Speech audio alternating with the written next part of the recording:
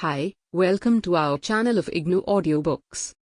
Indira Gandhi National Open University, School of Continuing Education, Certificate Programs, Certificate in Rural Development, CRD, MRD-101, Rural Development Indian Context, Block-3, Rural Development, Agrarian Issues, Unit-4 Agricultural Extension Services. 4.0 Objectives. In this unit we introduce you to the basic concept of extension and agricultural extension services. You will also learn about the agricultural extension system in India. By the end of this unit, you should be able to bring out the distinguishing features of agricultural extension, trace the evolution of agricultural extension system in India, outline the organizational setup of agricultural extension services in India, and identify the constraints and problems in the extension system and the measures to tackle them. 4.1 Introduction. Now you are familiar with the planning and administrative structures for rural development and also the functions of rural development institutions SOCE as the cooperatives, the banks and the Panchayati Raj institutions. Let us now look into agricultural extension services as they obtain in India. You have seen in Block 1 of Course 1 that agriculture forms the backbone of rural India, and that it is essential to transform traditional agriculture and modernize it so as to increase productivity.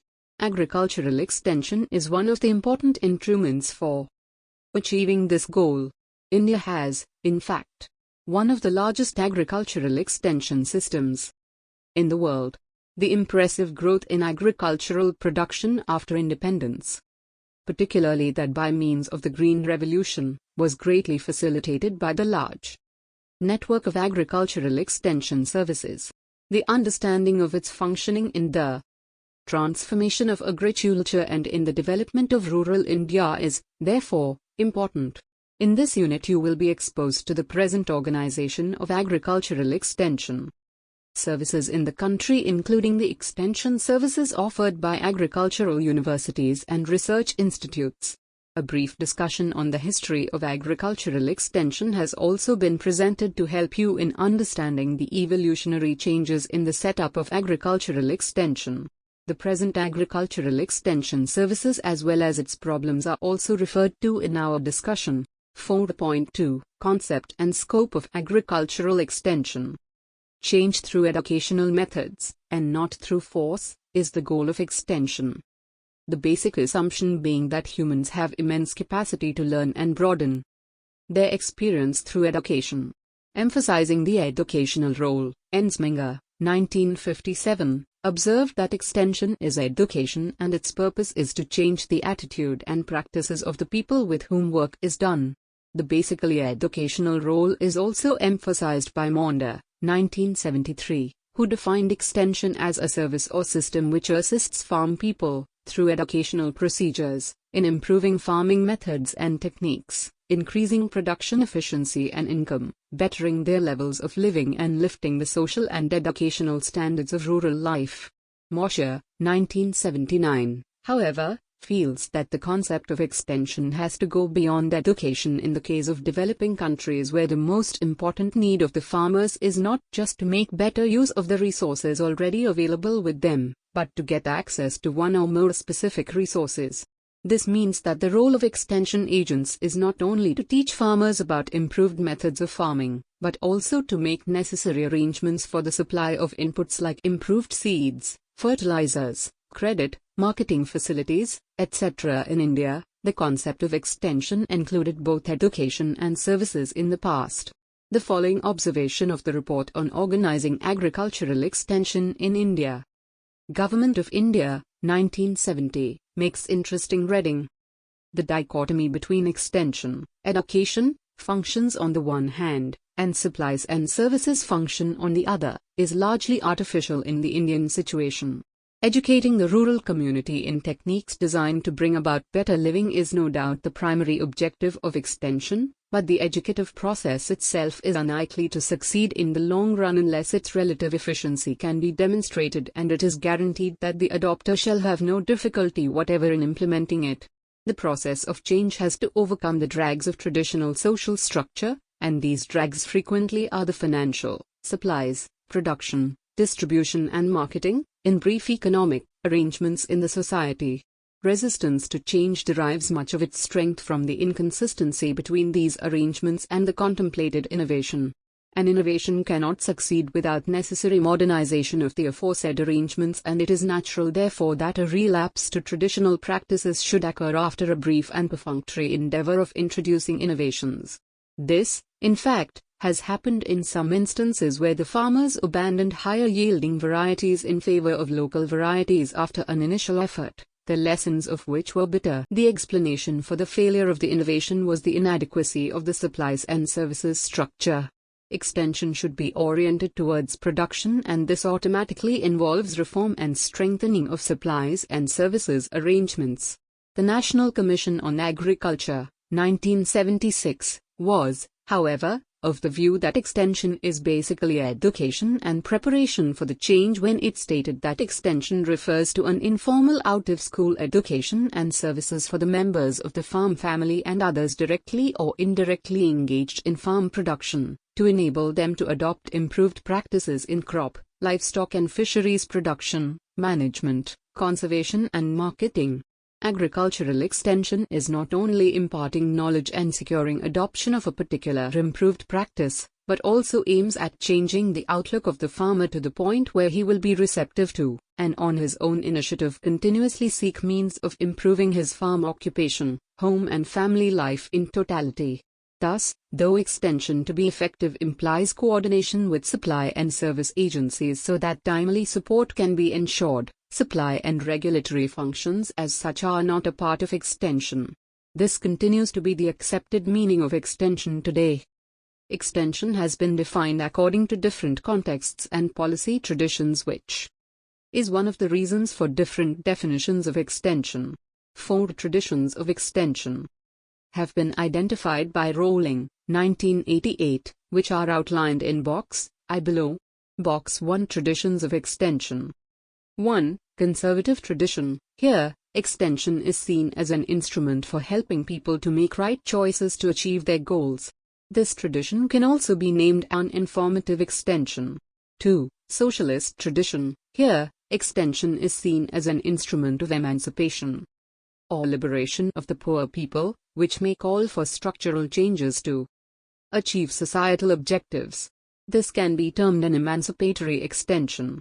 3. Formative or human resource development tradition. Here the emphasis is on improving the capacities of the rural people, which will enable them to make right decisions as well as organize themselves to deal with their problems.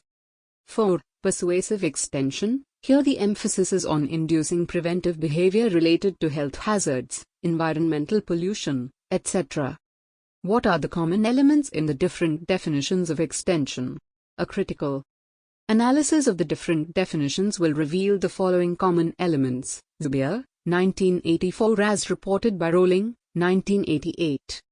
1. Extension is an educational process and aims at voluntary change. 2. Extension is an intervention deployed by an institution.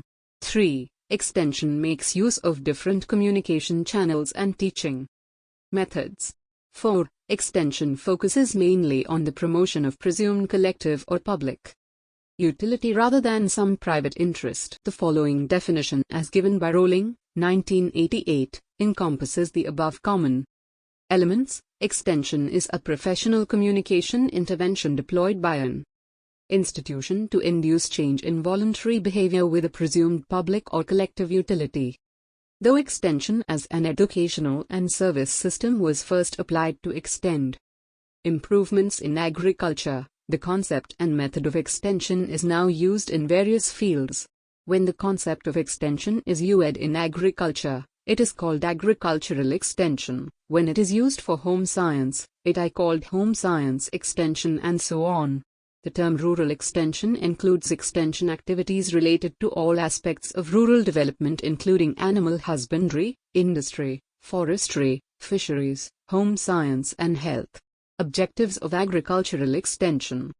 An important goal of extension is growth with equity, i.e. serving the educational, technological and service needs and the interests of the smaller farmers as much as those of the bigger farmers, though sometimes there is a tendency to concentrate on the bigger farmers for quick results. This, however, tends to restrict the actual goal of extension.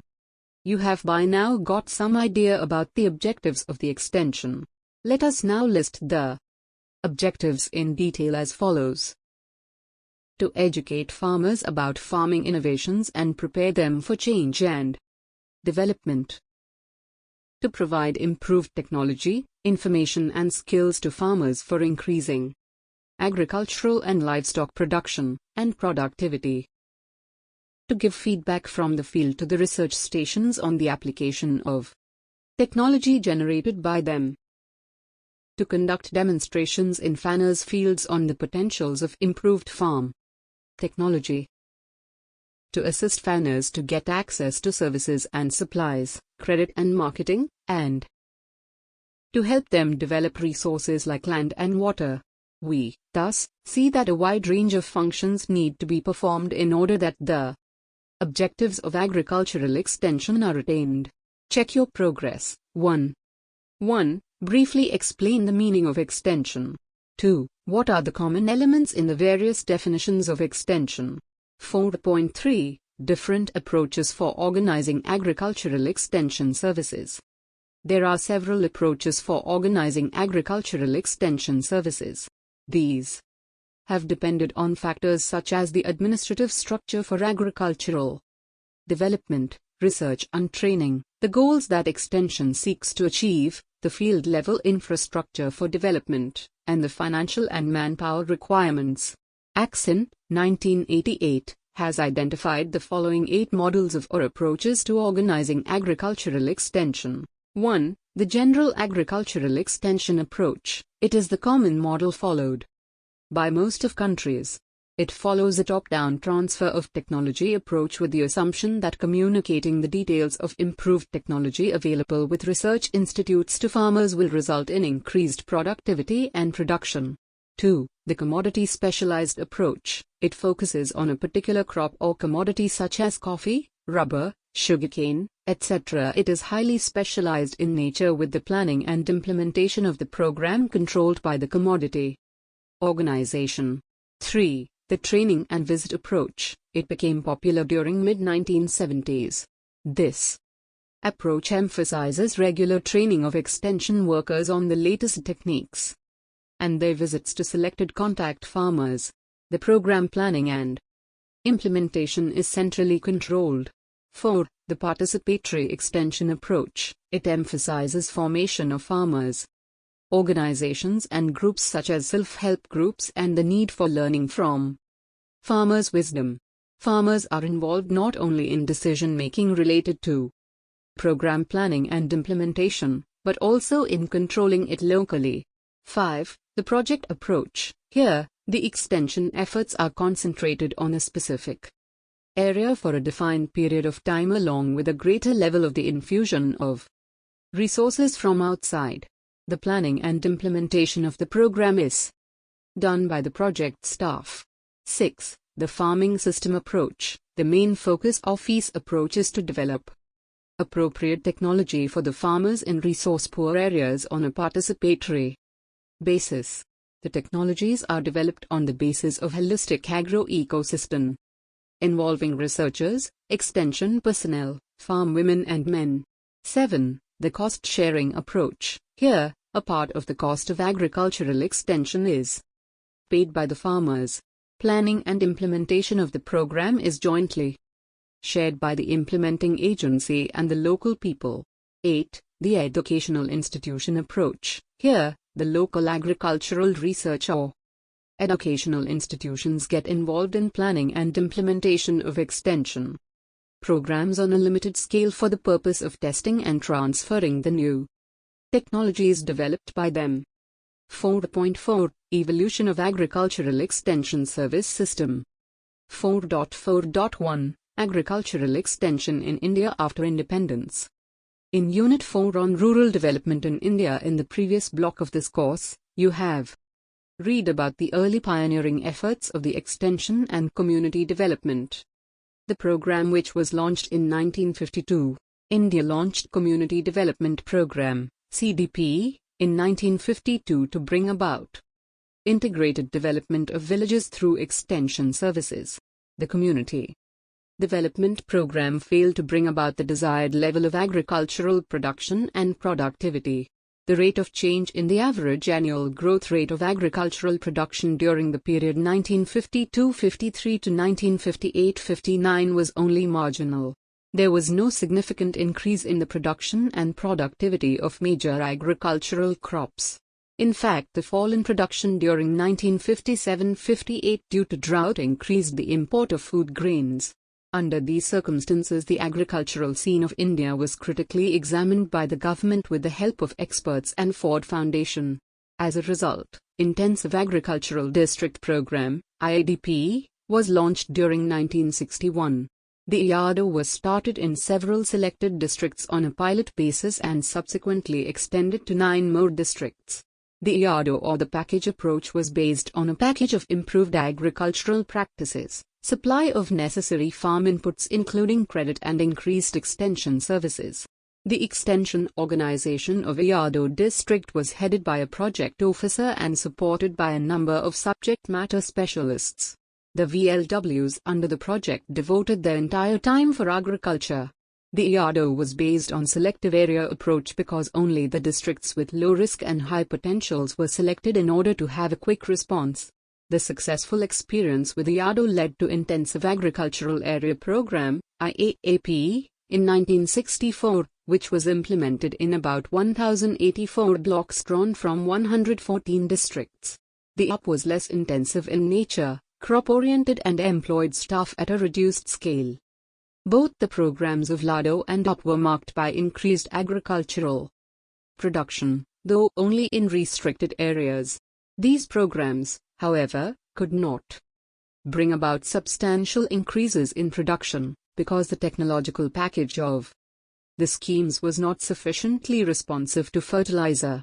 The above point can be seen from the fact that the annual food grains production remained only around 80 million during 1961 to 1964.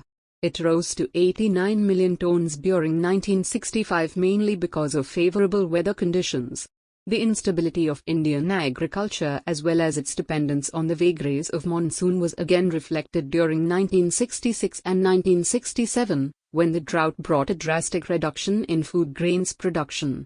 It was during this time that the new agricultural technology based on genetic manipulation, especially in crops like wheat, maize and sorghum, came onto the scene.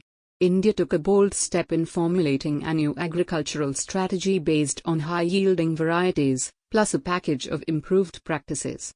This led to the program known as High-Yielding Varieties Program, HYVP, which was introduced in 1967. The HYVP resulted in wide adoption of new varieties of seeds and practices like the use of fertilizers, improved cultural practices, pesticides, etc., by the farmers, especially in irrigated areas. This made the way for the era of Green Revolution in India in late 1960s. The major component of extension services under HYVP was the introduction of new technologies with necessary inputs.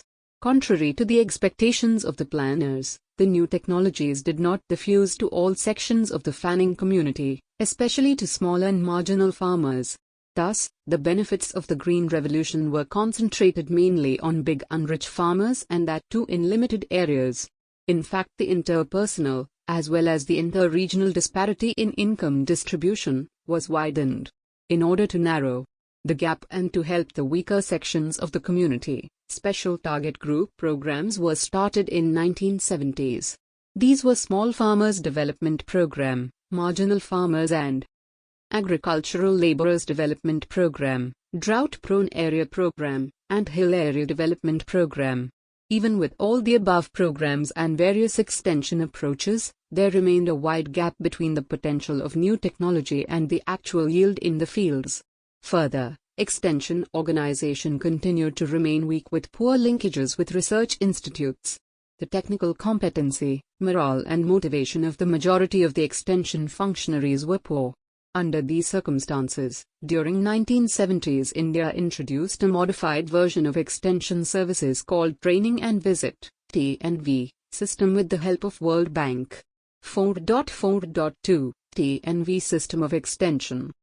The Training and Visit (T&V) system of extension was introduced in India to improve the effectiveness of agricultural extension. This system is also known as the Reformed Extension or Intensive Agricultural Extension. It is operated through the Departments of Agriculture in the states. T&V was introduced with the help of the World Bank in 1974 as a component of 3 command area development projects in Rajasthan and Madhya Pradesh.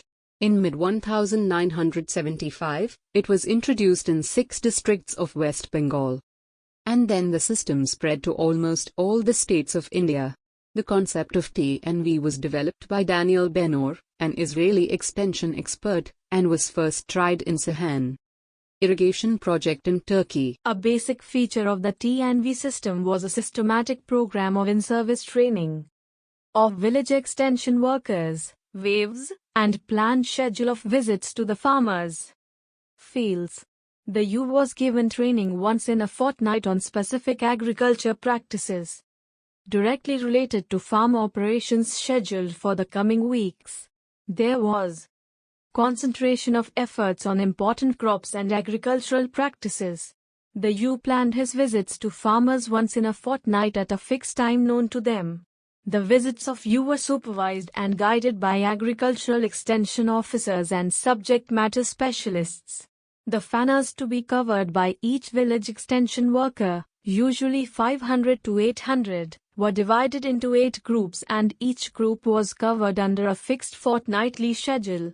As it was not possible individually to meet all the farmers in each group, 10 contact farmers from each group were selected for this purpose.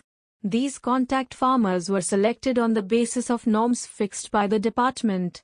Thus a representative selection of contact farmers, including small and marginal farmers and farmers from disadvantaged sections, was made. The U primarily concentrated his efforts on contact farmers who were expected to diffuse the technology to other farmers in the group. These fanas were encouraged to meet the U directly and get advice. The system also ensured streamlining of arrangements for the supply of agricultural inputs and credit and mobility of extension personnel. 4.5 Present Extension Service System. Agricultural extension service in our country is the primary responsibility of state departments of agriculture. In recent years, organizations supplying inputs, credit agencies, and voluntary organizations have also begun to provide agricultural extension services. Till the 1960s, the departments of agriculture in the states were responsible not only for extension, but also for agricultural education and research. Subsequently, agricultural research and education were transferred to agricultural universities. Further, due to increased specialization and workload, the Department of Agriculture has been divided into several departments/directorates: Horticulture Department, Agricultural Engineering Department, the Oilseeds and Pulses Directorate, etc. These departments have their own field-level extension functionaries and do not come under the extension service system, which is operated through the Department of Agriculture. Arrangements, however, have been made to establish linkages between various agencies involved in agricultural extension work. In all the states, the Department of Agriculture is headed by the Director of Agriculture, who is responsible for the implementation of the government policies related to agricultural production in the state. The Agricultura Production Commissioner does the overall coordination of the activities of various departments and organizations related to agricultural production in the state. 4.5.1 Extension Organization, set up at various levels. General organizational structure. At the state or headquarters level, there are several additional directors of agriculture who report to the Director of Agriculture. The additional directors are assisted by joint directors or deputy directors, and a number of subject matter specialists who take charge of different components like administration, personnel management, inputs, extension, seeds, information, training, monitoring, technical support, etc. In some states, where there are many districts, the district extension officer, also called deputy director of agriculture, is supervised by zonal or divisional extension officer, also called joint director of agriculture. At the district level, the district extension officer is supported by a small team of subject matter specialists, SMS. At the subdivisional level, there are subdivisional extension officers, SDEVs, about 4 to 8. SDEVs are supervised by a district extension officer. At the block level, there are 5 to 8 agricultural extension officers, IOs, who are guided by a SDEV. Each IO supervises and trains 6 to 8 village extension workers, WAVs. The IOs are directly in touch with the farmers at the village level. 4.5.2 Current status of agricultural extension. At the state level, the Department of Agriculture, through its extension wing, continues to be the major player in the field. Almost all states established training and visit system of extension in the late 1970s or the early 1980s. Though the World Bank's assistance to this program has been withdrawn, yet the basic frame of T&V system has been maintained by the states. The number of the different categories of extension staff in India has been estimated to be 110,000. 20% of the extension staff possess a college degree as their minimum qualification. Different studies and experiences have shown that the T&V approach was suitable mainly for irrigated areas, which have witnessed a higher level of gains in production and productivity. This system, however, was not effective in resource-poor areas. The problems of T&V system were as follows. A. Poor spread of messages through contact farmers. B. Low levels of the relevance of technical messages to farmers' conditions. C. Concentration on cereal crops. D. Lack of farming system approach. E. Neglect of farm women. F. Routine fortnightly training programs which lacked new technical content. G. Non-availability of qualified subject matter specialists. H. Problems related to non-filling up of vacant posts. I. Weak input support system. J. Poor performance of monthly workshops and other mechanisms to improve linkage with research. And K. Lack of an effective use of multimedia for the diffusion of innovations. In order to tackle the weakness of T&V system, many states have made extension broad-based. The broad-based extension approach envisages the transfer of not only the technologies related to the major crops but also allied enterprises such as forestry, fisheries, horticulture, livestock, etc. in an integrated manner through coordination among the different development departments. It may be mentioned here that the results of broad-based extension have not been encouraging due to various factors like difficulties in coordination among the different departments and poor professional competencies of the field-level extension personnel. Some states, like Kerala and Rajasthan, have introduced a group approach to the extension which has been found successful in countries like Indonesia and Thailand. The group rather than the individual-based extension approach has shown promising results in securing farmers' participation and making the extension services relevant to farmers' needs. Some states are also experimenting with bottom-up approaches in preparing extension programs by involving farmers in the planning process. The other innovative approaches and practices which have been recently tried to improve the efficiency of extension includes the concept of para-extension worker or farmer-led extension. This approach relies on farmer-to-farmer extension based on the participation of the members of the farming community. Some of the members of the farmers' groups or organizations are selected to perform the role of extension workers on voluntary or nominal payment basis. The selected para-extension workers are given training at state agricultural universities, SOCE, or Krishi Vigyan Kendras, KVKs, in collaboration with NGOs. These farmer extensionists keep in touch with extension agencies and pass on the technical messages to the members of their group. At the national level, the Directorate of Extension, which is a part of the Department of Agriculture, Ministry of Agriculture and Cooperation, coordinates various activities related to agricultural extension.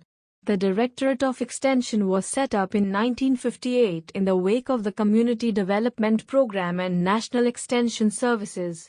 It was to serve as a nodal agency to provide guidance and technical support to different states to operate efficient extension services. The functional areas of the Directorate are extension management, extension training and farm information. The Directorate, through its 4 extension education institutes located at Neelokheri, Haryana, Anand, Gujarat, Hyderabad, Andhra Pradesh, and Jorhat, Assam, is also imparting training in different areas of extension methodology. The National Institute of Agricultural Extension Management, MANAGE, established in 1985, offers training in the area of extension management to senior and middle-level extension functionaries. Check your progress. 1. List 2 features of T&V system of extension. 2. Name at least 3 measures undertaken by the state departments of agriculture to tackle the weaknesses of T&V system. 3. List 3 recent innovations in the organization of extension. 4.6. Extension role of agricultural universities and ICAR institutes. Since 1960, significant progress has been made in the field of agricultural education in India. A new set of institutions called agricultural universities, patterned after the land-grant universities of USA, were set up in various states in India. This important innovation in the field of agricultural education has led to the strengthening of the national system of farm education, research and extension. The role of these agricultural universities differs sharply from that of the traditional universities.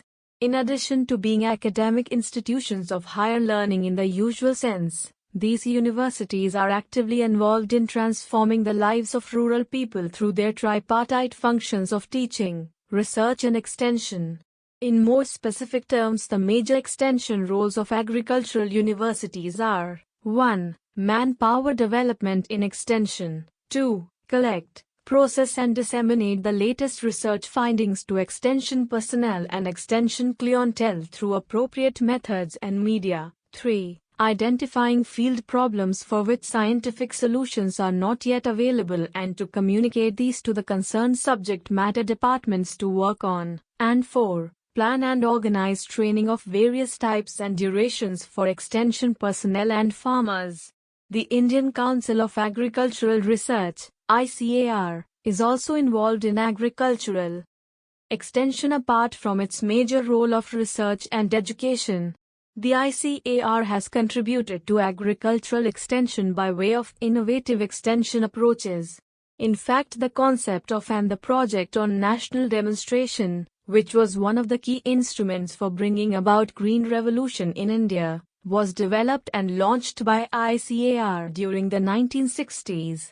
The extension projects like Operational Research Project, ORP, and Krishi Vigyan Kendra, KVK, and Lab to Land Program, LLP, were also introduced by ICAR.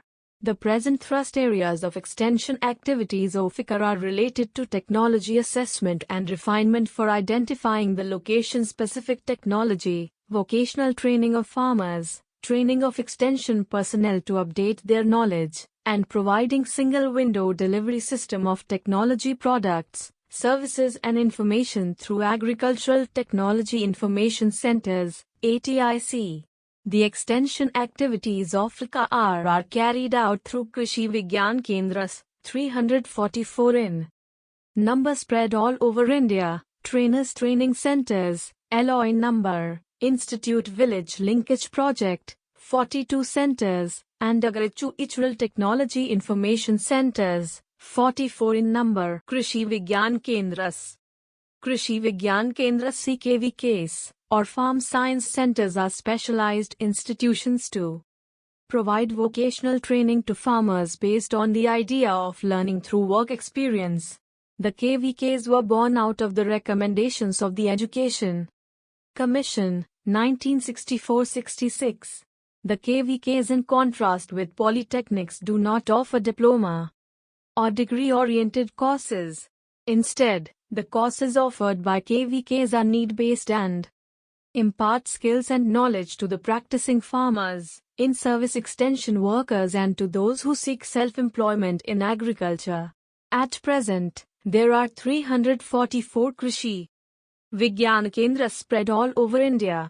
The mandate for KVKs has been revised in recent years in accordance with the changing needs of the farmers. The current mandate of the KVKs includes conducting on-farm tests for identifying relevant location-specific technologies, organizing training to update the extension personnel with emerging advances, organizing short and long-term vocational training courses in agriculture and allied vocations for the farmers, and organizing frontline demonstrations on various crops. Institute Village Linkage Program, IVLP. The IVLP is an innovative program developed by the LCAR to help scientists to have direct interaction with the farming community, so that appropriate technology are developed for farmers. Here research, extension and farmers establish firm links by jointly carrying out the assessment and refinement functions in the technology development and dissemination process. This helps the research system to generate a cafeteria of technologies, which are more productive in small production systems, more profitable in the commercial production system, and gender-sensitive for removal of drudgery of farm women. The major objectives of IVLP as per ICAR guidelines are as follows. 1. To introduce technological intervention with emphasis on stability and sustainability along with productivity of small production systems. 2. To introduce and integrate the appropriate technologies to sustain technological interventions and their integration to maintain productivity and profitability, taking environmental issue into consideration. 3. To introduce and integrate the appropriate technologies to increase the agricultural productivity with a marketable surplus in a commercial on- and off-farm production systems. 4. To facilitate the adoption of appropriate technologies for the removal of drudgery, increasing efficiency and generating higher incomes for farm women. 4.7. Privatization of extension services. As you know, agricultural extension services are largely funded and managed by government agencies. Due to factors such as limited resources and changes in the policies of the government, privatizing extension has been accepted as one C5 strategies in recent years. The word privatize is defined as transfer from state ownership to private ownership. Oxford Advanced Learners Dictionary, 1989. According to Savis, 1987, the word privatization has acquired a broad meaning as it has now come to symbolize a new way of looking at society's needs and rethinking of the role of government in fulfilling these needs. It means relying more on society's private institutions and less on government. Privatization is the act of reducing the role of government or increasing the role of private sector in an activity or in the ownership of assets. Suleiman and Saad Amate, 2000.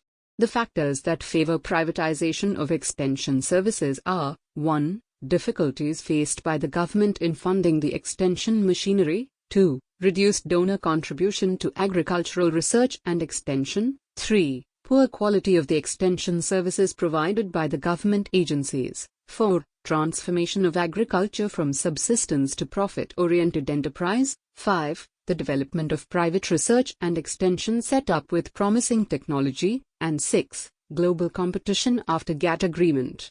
Box 2. Alternative cost-sharing arrangements. Mariam, 1993. Contracting. Contracting out is now frequently considered to be one of the more feasible options for privatizing the economies of developing countries. This option is even more feasible when private companies prefer to act as contractors or concession agents. Government can assign contracts to non-profit voluntary or neighborhood organizations for various types of service. 2. Franchise agreements. Franchising is a privatization method whereby government grants private entity authority to provide a particular service within a specific geographical area. Users receive and pay for the service directly, but the government may monitor performance with respect to the franchise in terms of price, amount or level of service and the ability to provide a service. Franchising has great potential for achieving cost savings when applicable and properly implemented. The reason for this is that franchising allows the government to remove itself from the actual provision and delivery of service. 3. Vouchers. Government provides certificates to eligible citizens requiring a particular service. The users are then free to exchange the certificates or vouchers for services from qualified private organizations that return the vouchers to local governments for reimbursement. The voucher alternative allows the user to choose among services and providers and generally means better monitoring and quality control of services. 4. Self-help. This privatization alternative is the most underutilized. Under this approach, the government encourages individuals or groups to organize their own services. The individuals involved become their own clients. This alternative is designed to encourage individuals to become more self-reliant and to provide a service better tailored to local circumstances. 5. Subsidy arrangements/grants. Government makes a financial or in-kind contribution to private extension agencies at a reduced cost. The subsidy arrangements are often used for governmental activities such as public safety, wealth and human services and recreation. 4.8. Recent innovations in organizing extension services. In recent years, several innovations have been introduced for organizing extension. The following innovative approaches have been identified by Rashid, 2003. 1. Support the NGOs and farmers' organizations through the State Department of Agriculture. 2. Special programs related to women in agriculture. 3. Development of Agricultural Technology Management Agency, ATMA, as a part of National Agricultural Technology Project. 4. Promotion of group approach including self-help groups. 5. Increasing the role of private and NGO sector. 6. Promotion of para-extension workers. 7. Increased use of modern information and communication technologies such as computers, digital networks, telecommunication, radio, television, internet, etc. 4. The dissemination of farm information.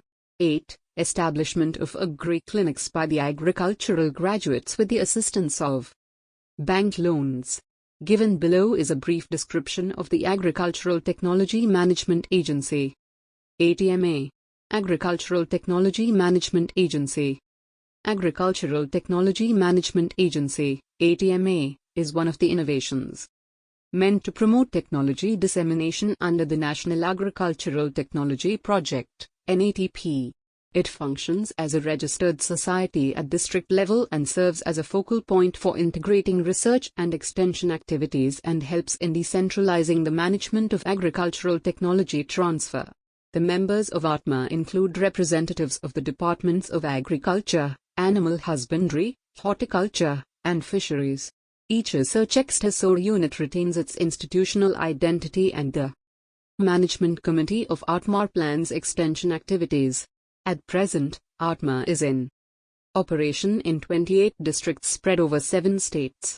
The objectives of ATMA are to strengthen research extension farmer linkages and to provide an effective mechanism for the coordination and management of the activities of different agencies involved in technology adaptation, validation and dissemination at the district level and below. Salient innovative features of ATMA. The salient innovative features of ATMA are: I. Creating farmer advisory committees to improve feedback. 2. Using NGOs to organize farmers and encourage private sector involvement in technology transfer. 3. Validating and refining technologies through research units in the district, a bottom-up planning procedure. 4. Increasing the use of information technology, ALS, WWW, providing in-service training to increase staff competence, developing new public-private partnerships, and 7. Forming and Strengthening farmers' interest groups. Major functions of ATMA. The major functions of ATMA are given below. Diagnostic survey by researchers and extension workers along with other government staff from the agriculture and other line departments, NGOs and representatives of corporate sector processors, input suppliers, bank and farmer representatives using PRA techniques. Identification of problems currently affecting the technology dissemination system and limiting its performance or sustainability. Determination of the main opportunities and constraints, markets, input supplies, financial and social factors, the natural resource base, etc., that should be considered for developmental planning. Formulation of strategic adaptive research and extension plan for the district concerned, setting out technical objectives as well as innovations to be introduced into the organization and funding of technology dissemination. Preparation of specification plan plus implementation responsibilities of the public sector and other stakeholders for the specific year. Arranging technical programs covering the need for adaptive research, farmer participatory trials, demonstrations, field days and the development of extension. Recommendations for the coming season. 4.9 Problems and challenges in extension services. In spite of different approaches and experiments of the past, we have not been fully successful in diffusing technology. Different studies, reports and observations reveal the following problems currently facing the agricultural extension system of our country. 1. Lack of the participation of farmers. By and large, the extension programs have been developed and implemented without the active participation of farmers. Farmers, especially the small and marginal farmers, farm women and weaker sections of the rural society are rarely involved in identifying the needs and establishing priorities. Thus, without the inputs and feedback from farmers, many extension programs remain ineffective as an instrument of positive and planned change. 2. Trickle-down approach. The extension approach of our country has, by and large, been based on Rogers' model of diffusion of innovations. According to this theory, the innovation is first adopted by a small group of motivated farmers, then it spreads to other farmers in the community. Our experiences, however, have shown that technologies have not diffused to the majority of small and marginal farmers and weaker sections.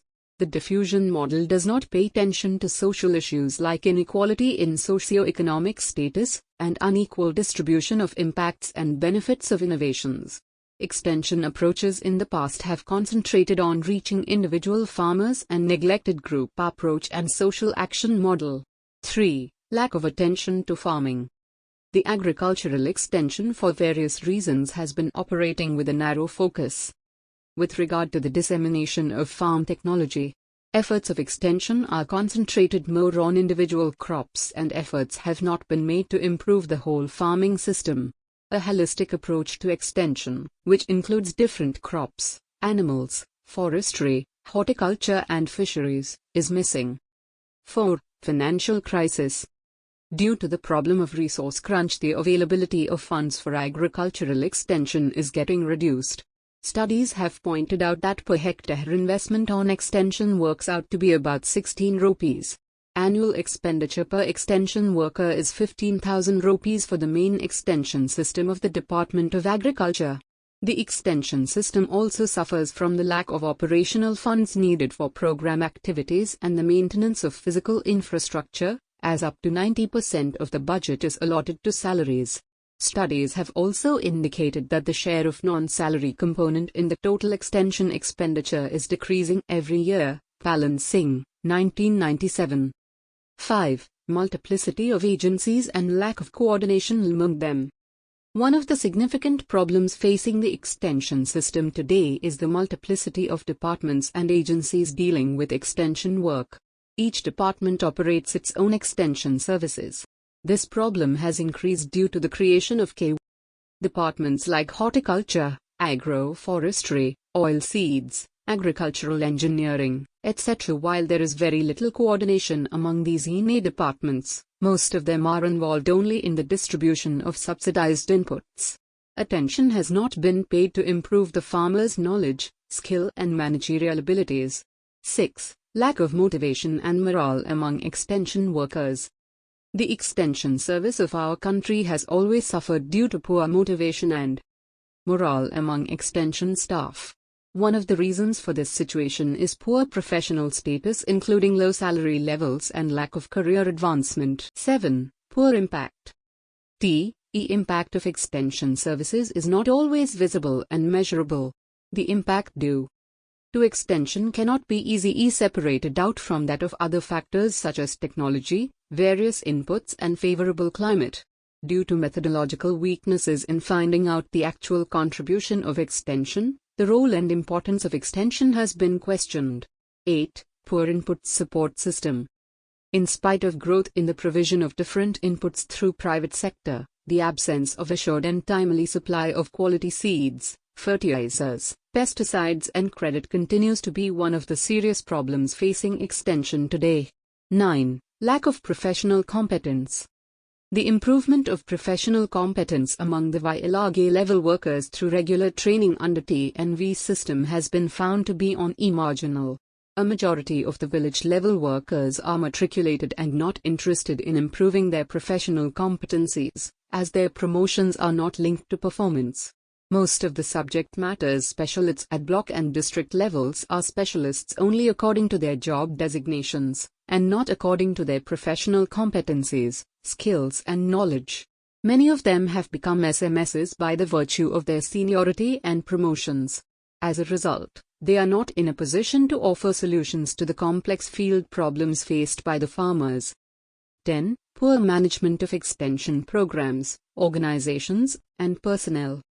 Since extension services are provided through government departments and operated under bureaucratic hierarchies, the organization and management of extension work has been affected by the pathologies of bureaucracy.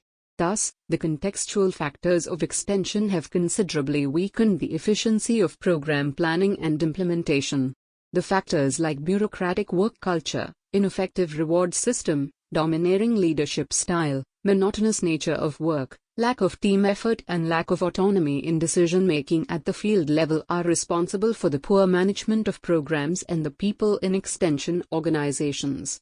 Studies have also pointed out that extension personnel lack management skills in areas like planning, leadership, decision-making, problem-solving, team building and creativity. 11. Neglect of farm women and youth.